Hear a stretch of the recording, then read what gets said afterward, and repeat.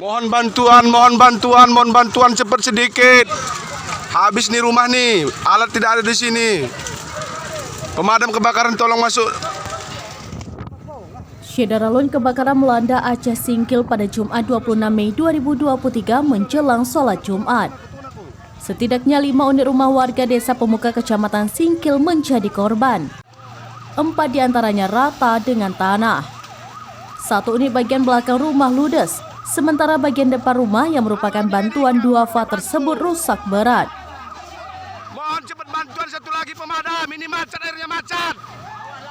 Selain rumah, 2 unit sepeda motor turut terbakar.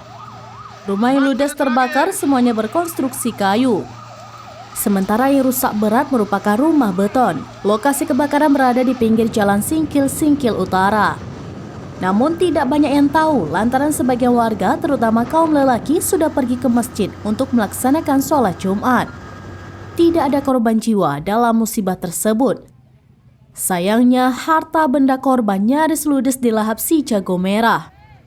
Kecuali seorang korban mengalami luka bakar. Ia mengalami luka bakar ketika berusaha selamatkan harta benda miliknya dari dalam rumah. Kebakaran berlangsung cepat sebab konstruksi bangunan terbuat dari kayu. Dari Aceh Singkil, Dede Rosadi, Seraminews.com.